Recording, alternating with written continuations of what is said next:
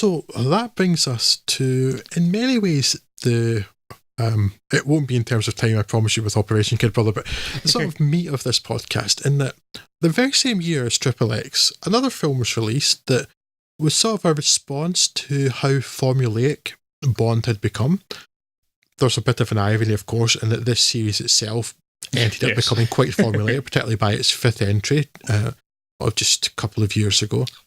But a film that so successfully took some of the ideas of Bond and mixed them up and made them exciting and interesting and fresh in a way that inspired almost entirely the reboot of Bond when it came to Casino Royale. Yes. That is, of course, Doug Liman's The Bourne Identity. So, Scott, take it away. Yes, so quite the change of gears, this. The Bourne Identity tells us of Matt Damon's Jason Bourne, pulled out of the ocean by a passing trawler with no memory of how two bullets got into him, or indeed anything else about himself, or why the only identifying item that he carries was a now surgically removed, surgically implanted laser projector that shows a Swiss bank account number. Heading on to Switzerland, where the safety deposit box is located, this reveals a passport with the identity Jason Bourne on it. Well, that's it. Film's over. Now we know what's going on. Well, no, of course, there's also a stash of other passports of varying nationality and name, and stacks of cash, and a handgun, which ties in nicely with his unexpectedly elite hand-to-hand combat skills, and I'm starting to think there's something unusual about this Bourne character. However, appearing at the bank kicks off a tumult of activity in the CIA's Black Ops division as they try and work out how to bring Bourne back in, dead or alive, with dead apparently being the preference.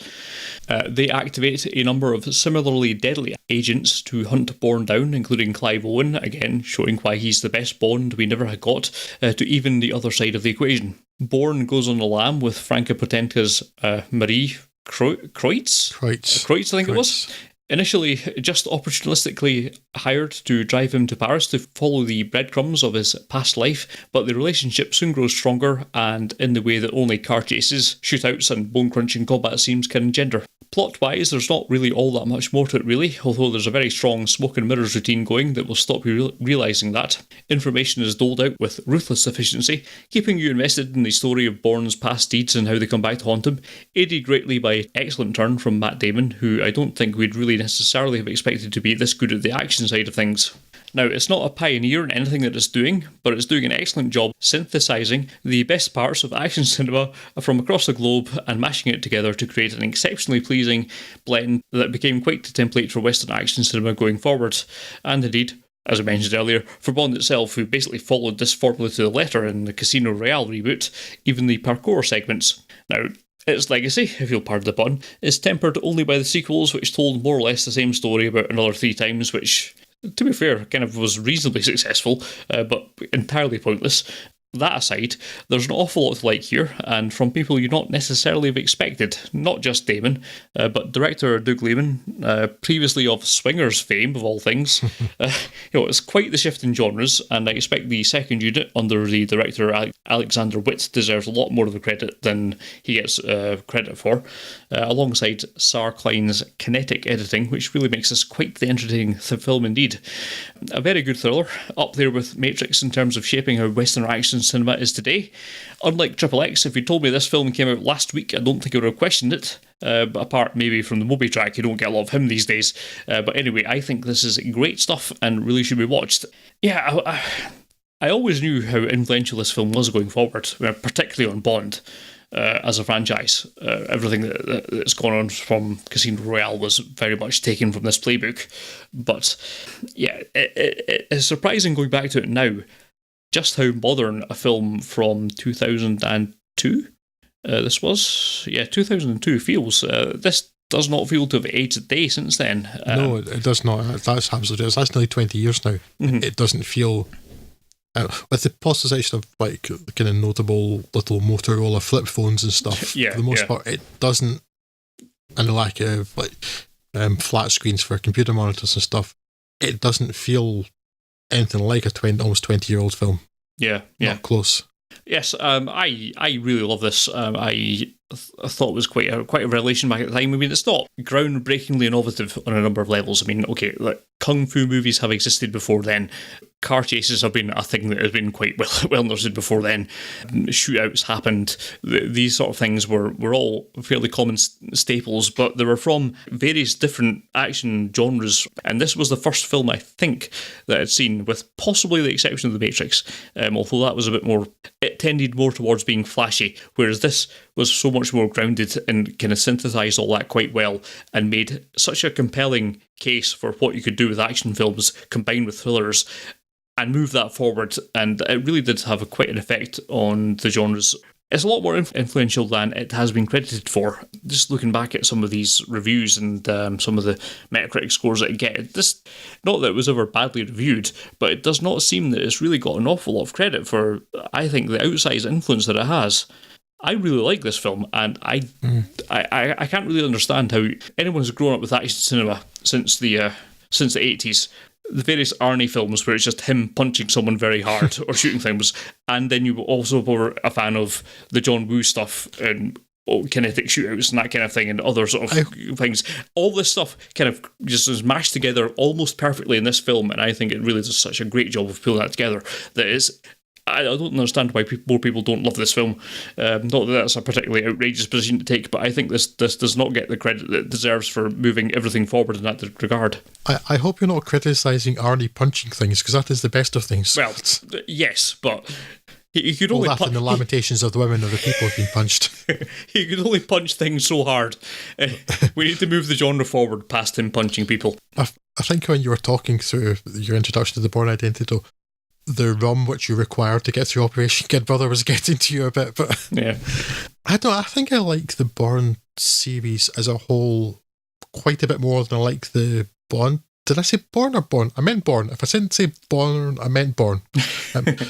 I like the Bourne series as a whole considerably more than I like the Bond series as a whole. Mm-hmm. Although it's not a particularly fair comparison because Bond has had so many stinkers, but also so many films. Yeah. But yeah, it really does still feel quite fresh just now. It was fresh and a revelation at the time. The editing, which you mentioned, I really liked it. It was kinetic, but not in the way that the Paul Greengrass sequels, the Bourne Supremacy and the Bourne Ultimatum seemed to go too far. And it's like, would you just keep the bloody camera still for a moment? Yeah, it's certainly not as heavy on the shaky cam as the previous, the later ones were, yeah.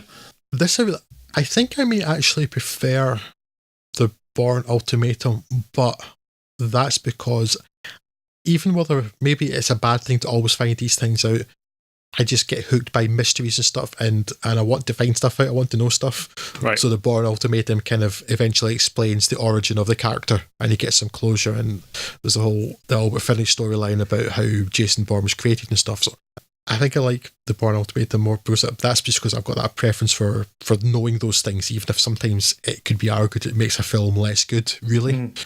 But yeah, this first one, it still feels fresh today. It's so entertaining. It's so well made. Matt Damon's great in it. There's enough of like a seed of doubt in there. It's like whether you really should be feeling sympathy for this character. Yeah. But it's sort of played into it in the character because the character's like, yeah, well, I know I'm not good, but kind of, I know this, but also because I don't remember that I don't know this, and does that make me the same person? And that's kind of interesting. It's played well. So there's enough, more than enough sympathy for the character there when you really think, yeah, probably he's bad, but at the same point, he was doing it because his country ordered him to it, and in sort of several ways changed him in a way to make him a weapon. Yeah.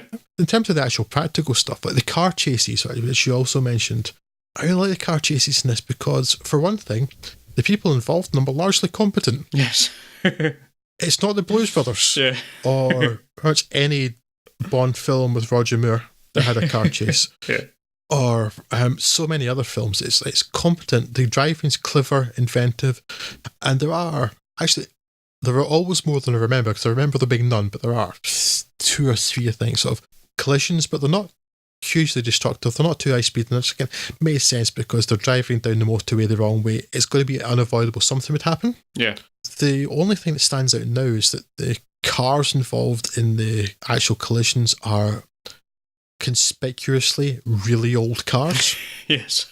Because they're cheap. But at the same time, the fact they are conspicuously old cars really gives away the fact that, well, everything that's happening is real. Yeah. Yeah. It's all practical effects. They're all really well choreographed driving stunts. There's no CGI, there's no cutaways or anything to try and fool you. It's all really happening. It's not driving a car from one skyscraper to another skyscraper. Oh, crikey. That was one of the Fast and Furious, wasn't it? Yes. The one with Ronda Rousey in it. Yeah. Whatever one that was, 42? I forget where we are now. Let's talk less. Enough talk. No! Brain work. Enough talk of terrible Vin Diesel films, please. No, yeah, and that, to go back to Bond and being in the same city, in fact, too, you compare the driving sequences and the car chasing stuff in this film to A View to a Kill. Yeah, another absolute stinker of a Roger Moore Bond film, and where that car chase ends in the Renault 5 or not Renault 5, sorry, Renault 9 or 11 or something like that, that he's driving. It's irrelevant, but I don't like not remembering stuff. That he's driving, gets hit side on, and suddenly is half a car and he's just driving along with the front half of the car. Yeah. Because that's exactly how car crashes happen. But okay, whereas in this, no, he's just being really clever and he's driving a little Mini down the steps and stuff, and the earnestness with which they approach that and the competence with which it's performed is so pleasing, and a large part of why it stands up so well. It was a really useful reset from the absolutely ridiculous nature of how Bond was getting at the time to something that was... invisible cars? Yeah. Ridiculous, you say? Something that, when you think about it in the abstract, is still quite high concept, but felt incredibly grounded. It felt so much more realistic in this sort of genre that it really did change the game. Yeah, I mean, even like the hand-to-hand combat stuff, it's so many films, and it's actually, it happened in Triple X, there's so many bits, and I hate it, where it's like the character's survival in any given scene might just play so much to luck, and it can not believe it's like, but they've just fired a minigun at him and not a single bullet hit him. That doesn't seem feasible. Whereas in this, like the hand-to-hand combat and stuff, like clearly something could have gone wrong. He could have caught a stray bullet on occasion, but for the most part, it's like his supreme skill, knowledge of surroundings and stuff, and in an environment where like it wouldn't be feasible for like the MPs at the US consulate to fire on him because they would hit people. Yeah. So he's got like a hand there, an upper hand. They're not going to shoot at him. But it makes everything feasible, reasonable, and then for believable that he was able to take all of these people out without it seeming like he's some sort of robot or something. Yeah. There's nothing immediately outlandish about all of it. Exactly. It has at least a veneer of believability that which Bond at the time certainly did not have. And that really did make all the difference for the way that I feel about this film. Yeah, it just makes it a hell of a lot better and more believable experience, and I think that really does help it an awful lot. Yeah, and there's like things too, like how they track him as well. One of the few points where this fails is something that so many films have done, and particularly of that time, it's like of the basic, enhance thing, where it's like there'd be high enough quality video cameras now that you could read a license plate like that, but this one, they've got a terrible shot of a car in an alleyway. Well, how will we read a license plate? We'll press the enhance button and suddenly magic. But that's one of the very few points in this film where everything else, even the technology for the most part, doesn't seem unreasonable. And they talk a wee bit about the pills they've had and the ways they've conditioned the people. It's not even like going down like the MK Ultra thing. It's more just like a mention. And there's a lot of sort of psychological manipulation you can do to people, but it's never suggested they're like super soldiers or anything. Yeah. They're just hugely competent people who have been coerced or trained or some way to make better use of it without it seeming unhuman or superhuman. And then the technology, they're doing sensible things. Like there's a scene where Walton Goggins, I noticed, in a very small role, they're talking about how they treat. I mean, that actually scene stands out because I don't really care how you trace them. It's not important, but they talk about how they worked out where he was going by, like, well, we checked all the places as where we made phone calls for ages and we figured this is the most reasonable one. Yeah. It wasn't magic satellites tracking them. It wasn't incredible luck or anything, it was just like, yeah, it makes sense. We'll check here. Oh, look, here he is. Yeah. And they're just using like video cameras inside things, and there's no great technological thing how they they found him in, was it Zurich, isn't it? Zurich, not Geneva. Yeah. The German parts of Zurich, and he's they find him. He's found that he's gone to the drop at the bank because they have an informant on the staff there who, when he sees something odd, gives him a call. It's no great mystery or anything. It's just, I like that low key nature to it. It's so appealing. So yeah, it's grounded, which Bond absolutely was not. With its Bond at that point was doing massive space weapons. Yeah. And invisible cars and ice hotels with rockets being fired through them, and perfect surgery and dream masks. And it was very much at that time, in so many ways, the anti-Bond. Yeah. And it was so refreshing. Yes, and I believe you mentioned that Bond stole quite liberally from this formula. I mean, it's very difficult to watch Casino Royale and this in a double bill and not feel like you've watched the same film twice. And they're only 4 years apart, too. Yeah. There was not a lot of time between them. It's like the producers of Bond, but all right. Yeah. Yep. We'll have that, yes. Have some of that. I'll be having that. Thank you very much. Yeah. Yes, much as I love the later Bond films, I think they've all been very good. But yes, this is clearly the template that they've stolen from, and good artists copy and great artists steal. I can't remember exactly what that quote is, but yes, this is as good a template as any to steal from, and I think it's did wonders for not just the Bond franchise, but the action cinema, just in general for the West, as I think has taken it from this particular formula. Even stuff like comic book movies tends to wind up having some sort of sequence that you could track back to this film. Okay, admittedly, you could track it back from this film to where that film stole it from, but this does such a great job of synthesising it that it's, I think it deserves much more credit than it gets. Final word on this, we'll submit to at mtoller on Twitter. Hi, Matt. All I've seen from this podcast, the selection is Bourne, which it seems great on paper, but he never manages to stick with him after he watches it. I think this highlights how you can't put anyone in a 007-like role. I think that's wrong, and I will fight you. No, I will bite you.